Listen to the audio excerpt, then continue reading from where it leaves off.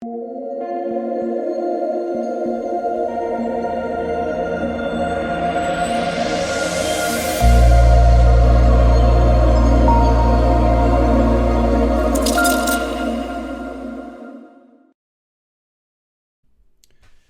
what's going on, guys? It's DK.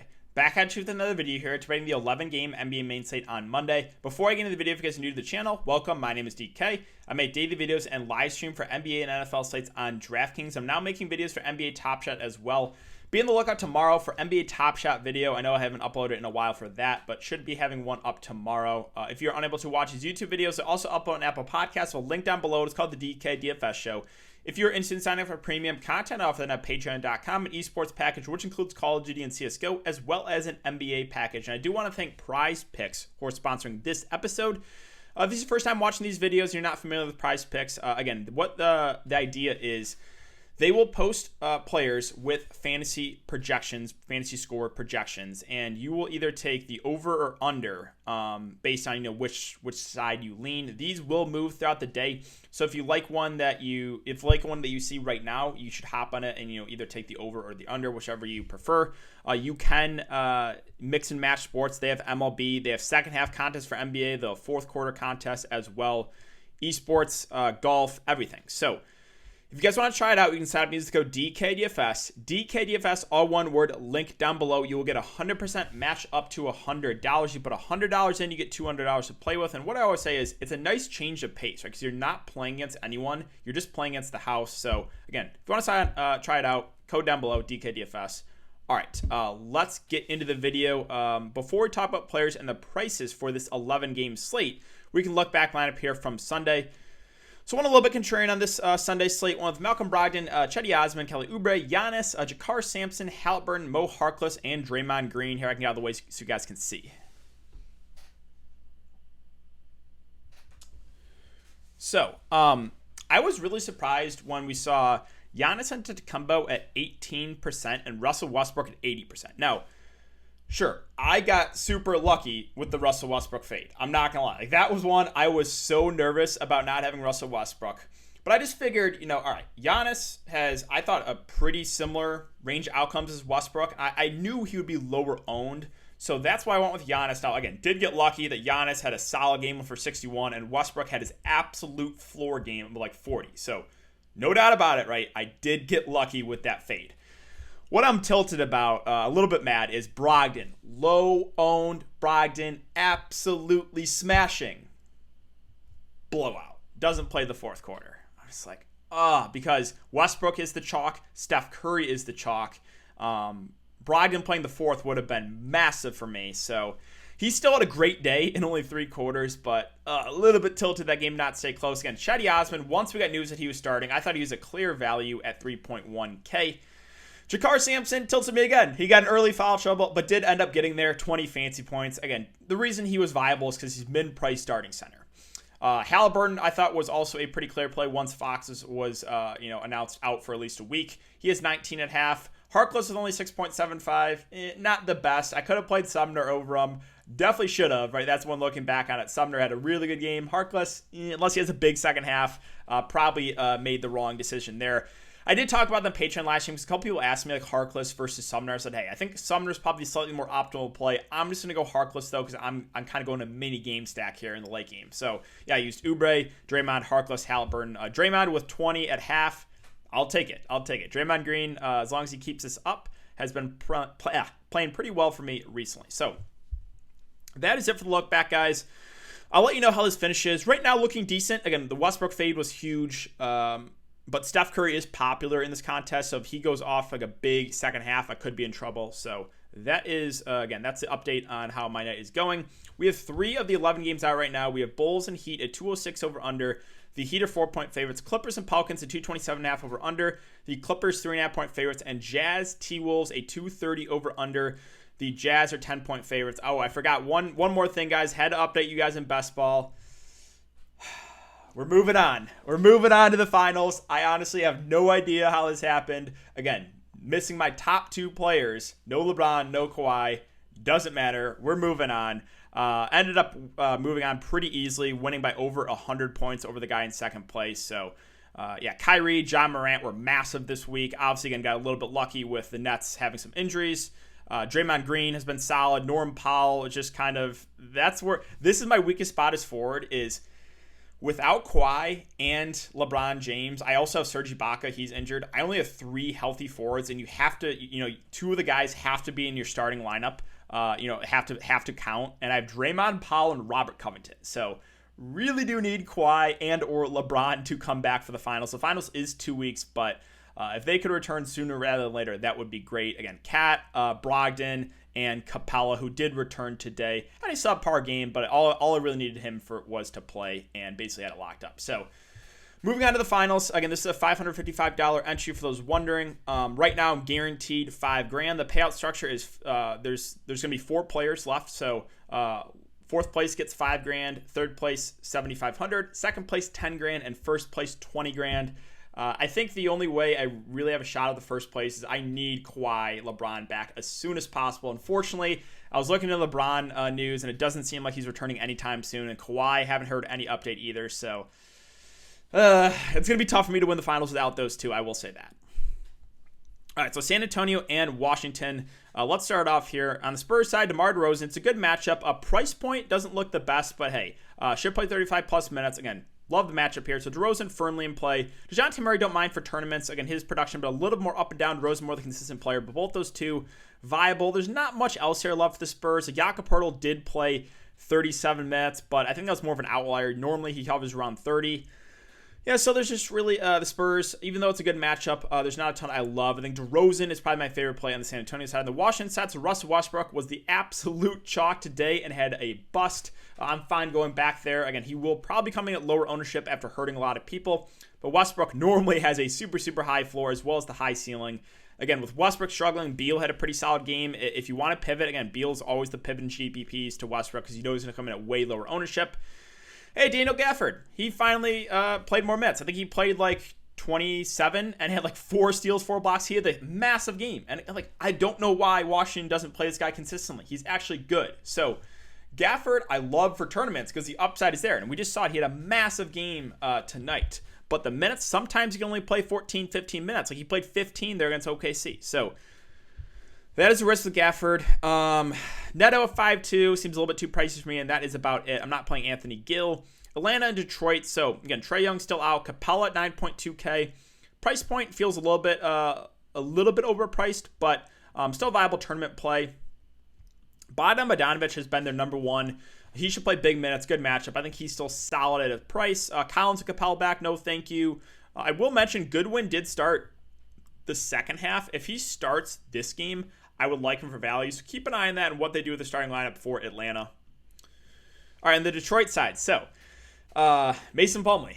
Again, that was one that he went off. I mentioned that he was my favorite tournament play that slate. And the reason I didn't get to him was because I was playing Kaleo and Jokic. But I know a lot of you got to Plumlee. He went off at super, super low ownership. Price had come up a little bit. But still, if Plumlee is going to play about 30 minutes, he still seems a little bit too cheap here. I think he's a solid play at that price. Grant, Corey Joseph's secondary plays. There's not much else here for the Pistons when they're fully healthy. Lakers and Magic.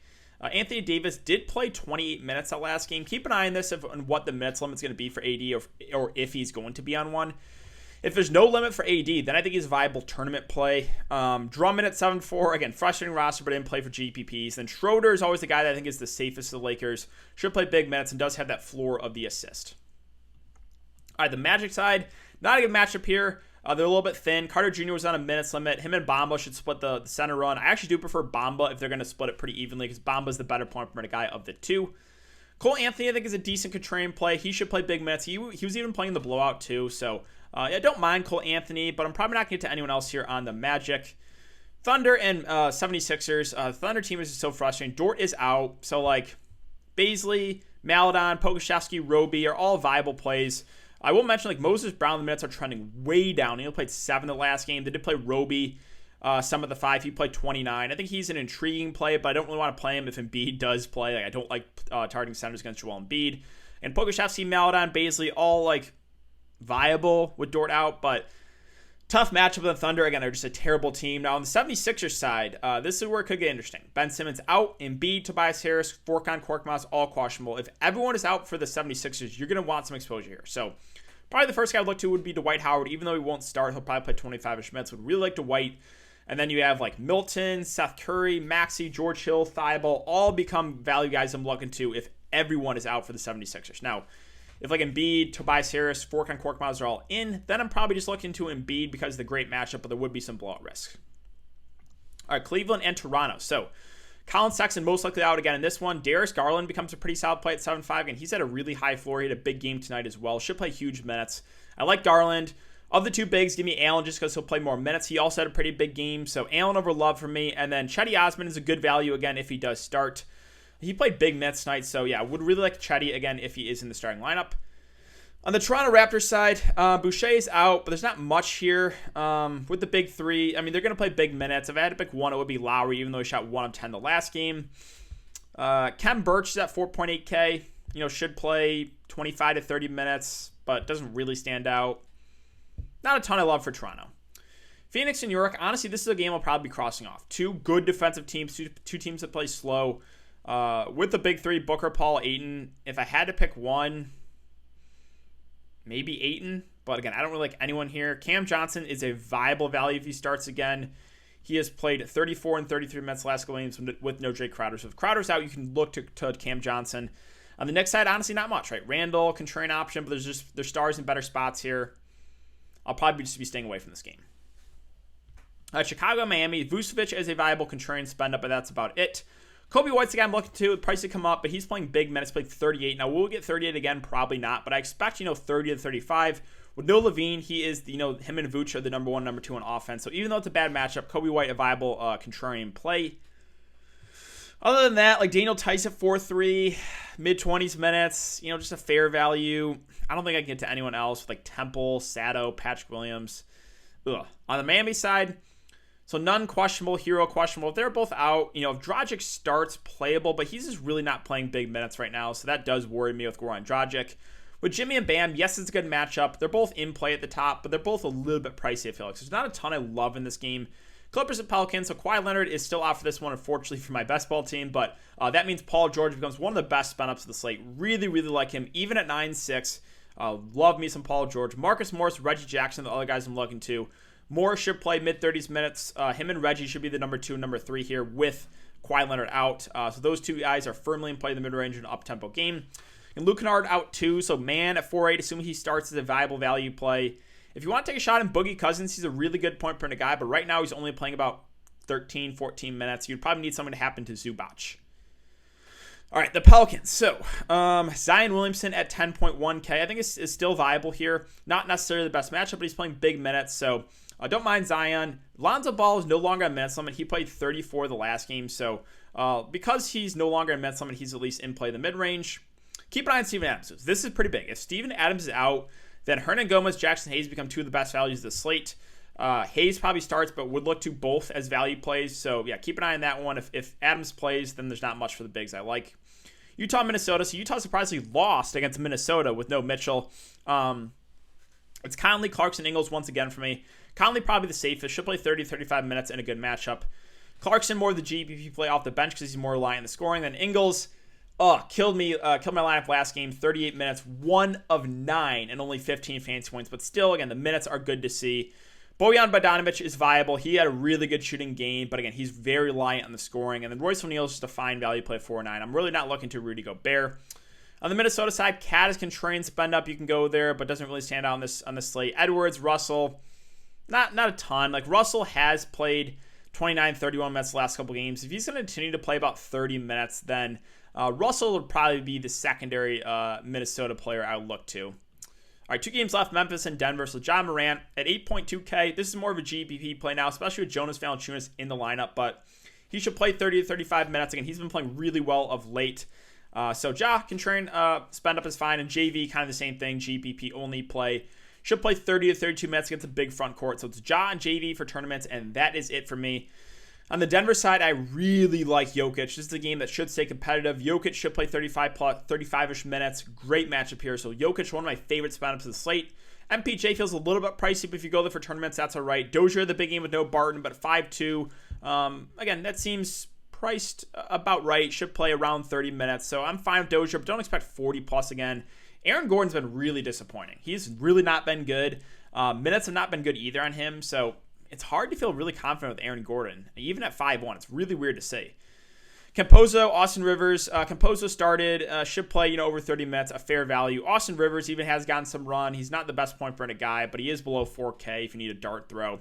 And finally, Dallas and Sacramento. This is a game I do like a lot. On the Dallas side, well, everyone is questionable. So Luka questionable, Porzingis questionable, J. Rich questionable, Maxi Kleber questionable.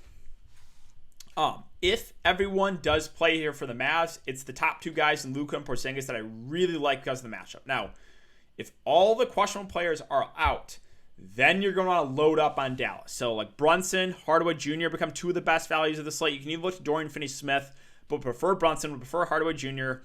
And then the bigs, it was like Powell and Willie Cauley-Stein that split the run. Powell had a massive game for 37. Willie Cauley-Stein got the backup run, played 19 minutes. So those two become playable. And Kleber had a really good game when he played. So if he does play, he would be a good value play. Like if he misses, then maybe it's like Nikola Melli that comes in play. So this is one we'll have to keep an eye on. But yeah, right now there is a lot of guys up in there. Could be some value here for the Mavs if everyone is out. Finally, the Sacramento Kings. So Fox is confirmed out. Halliburton at 6.8K, I think is one of the better values. I guess not value, but one of the better plays in the mid-range. Should, play 35+ minutes. Should handle the point guard duty. So I do like Halliburton a good amount. Holmes on a back-to-back, probably not going to go there. Hield and Halliburton feel a little bit pricey to me. DeLon Wright, so let's see. How many minutes did he play in the first half? I'm curious. I thought he would play the kind of the Halliburton role. Halliburton will play kind of the Fox role. Okay, so DeLon Wright played 13 minutes. 13 minutes on the bench. Halliburton only 16, though. Okay. And then Terrence Davis got 8. So they gave the starters a healthy amount of minutes here for the Kings in the first half. So, DeLon Wright at 5K. I'm expecting mid to high 20s minutes. At that price, I think he is certainly viable. Again, revenge game narrative. Harkless, low usage guy, but he's going to play big minutes. He's in play for that reason. And then that is basically it. So Halliburton, probably my favorite play. DeLon Wright off the bench is viable. Harkless is in play for value because, again, he's going to play big minutes. And if you get to Hield to Barnes, that's fine, but they do feel a little bit pricey. All right, guys, that is going to do it for the video today. So if you have been enjoying the content so far, I would really appreciate if you leave a like button on the video, subscribe to the channel if you haven't already, and hit the notification bell so you know when I upload videos, go live. Again, as always, I will be doing a YouTube live stream tomorrow. Make sure to check it out. I will answer everyone's questions. Thanks again. Have a great night, guys, and I'll see you all tomorrow in the live stream.